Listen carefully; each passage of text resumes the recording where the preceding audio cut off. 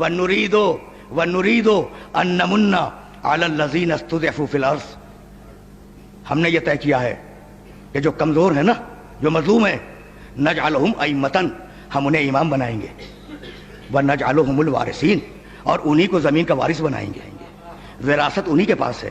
اب ایک بات طے ہو گئی کہ جہاں امامت ہوگی وہی وراثت ہوگی، اور جہاں وراثت ہوگی وہی امامت ہوگی. تو اب سمجھ میں آیا کہ وراثت سے انکار کیوں ہوا تھا؟ نہیں، بات واضح نہیں ہوئی.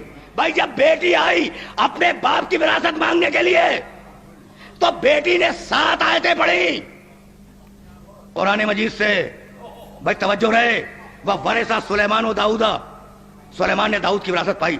یرثنی وَیرث مِنْ آلِ یعقوب، میری بھی وراثت اس کو ملے، آل یعقوب کی بھی وراثت ملے. للہ میراث السماوات والارض، ایک کے بعد دوسری کے بعد تیسری یہ کہتی گئی کہ یہ ہے تمہارا قرآن جو وراثت کی بات کرتا ہے.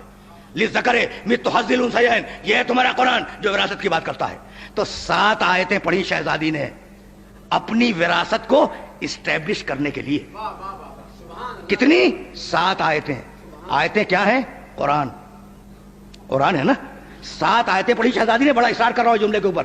قرآن کی 7 آیتیں پڑھی اور جواب میں ایک حدیث پڑھی گئی.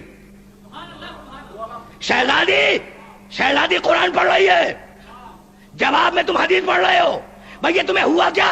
کل تک تو کہہ رہے تھے کہ کتاب کافی ہے.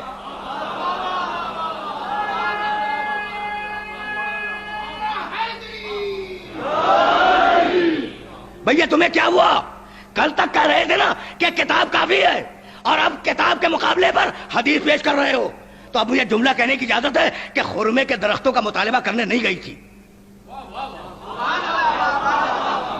شہزادی باغ مانگنے نہیں گئی تھی. شہزادی کو کوئی دلچسپی، اگر مانگ لیتے نا تو شہزادی یوں ہی صدقہ کر دیتی. اگر مانگ لیتے تو شہزادی صدقے میں دے دیتی، اپنے بچوں کے صدقے میں دے دیتی اس پورے باغ فلک کو. تو باغ مانگنے نہیں گئی تھی.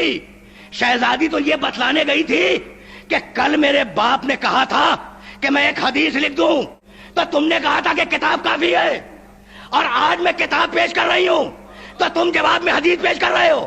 تو تمہارا ایمان نہ کتاب پہ نہ حدیث پہ.